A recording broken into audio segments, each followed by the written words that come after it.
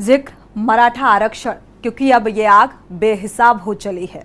मराठा आरक्षण को लेकर महाराष्ट्र के कई शहरों में कानून व्यवस्था बिगड़ती जा रही है। प्रदर्शनकारी सड़कों पर उतरकर सरकारी प्रॉपर्टी को आग के हवाले कर रहे हैं। और इतना ही नहीं, मराठा आंदोलनकारियों ने बीड जिले के माजुल गांव में अजीत पवार गुट के एनसीपी विधायक प्रकाश सोलंके का बंगला भी फूंक दिया। और इस दौरान बंगले में खड़ी 8 से 10 टू व्हीलर भी जलकर खाक हो गई। देखिए ये रिपोर्ट।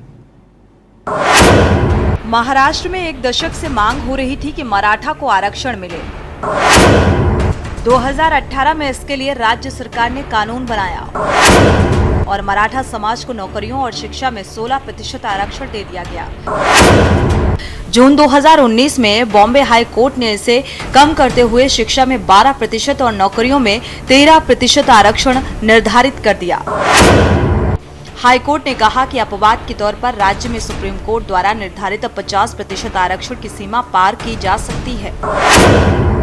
1991 में पीवी नरसिम्हा राव के नेतृत्व वाली कांग्रेस सरकार ने आर्थिक आधार पर सामान्य श्रेणी के लिए 10% आरक्षण देने का आदेश जारी किया और इस पर इंदिरा साहनी ने उसे चुनौती दी। कोर्ट ने कहा कि आरक्षित स्थानों की संख्या कुल उपलब्ध स्थानों के 50% से अधिक नहीं होनी चाहिए।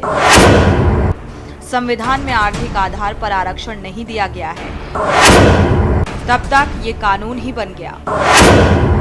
राज्यों में जब भी लोग आरक्षण मांगते हैं तो सुप्रीम कोर्ट का फैसला आड़े आ जाता है। महाराष्ट्र में मराठा आरक्षण को लेकर घमासान जारी है। बता दें कि इस साल अगस्त से जारी मराठा आरक्षण की मांग हिंसक हो गई है।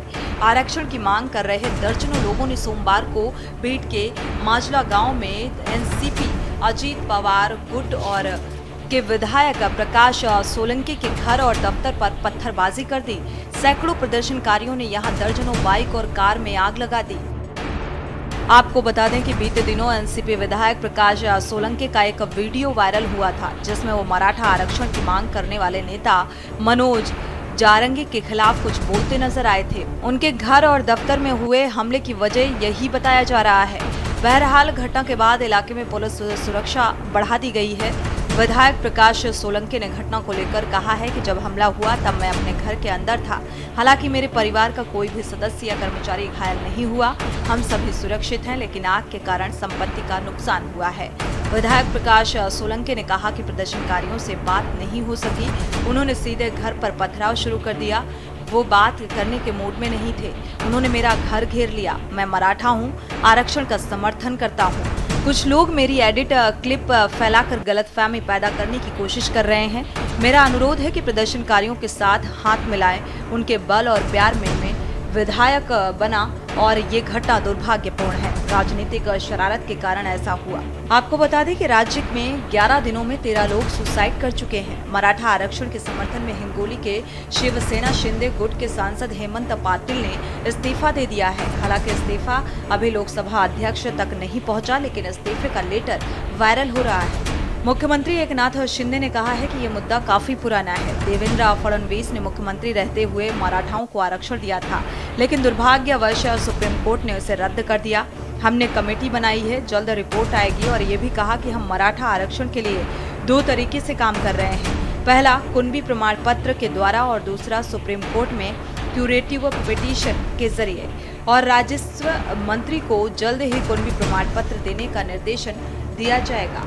सरकार सुप्रीम कोर्ट में ये साबित करेगी कि मराठा समाज पिछड़ा कैसे है। वहीं मराठा आरक्षण आंदोलन के नेता मनोज जारंगे जालाना के अंतरौली में 6 दिन से भूख हड़ताल पर है। शिंदे ने कहा कि मनोज जारंगे से मेरी अपील है कि हमें वो थोड़ा समय दें। सरकार को उनकी तबीयत की चिंता है और उनसे अपील है कि वो दवा पानी लें। स्पेशल डेस्क के न्यूज़ इंडिया।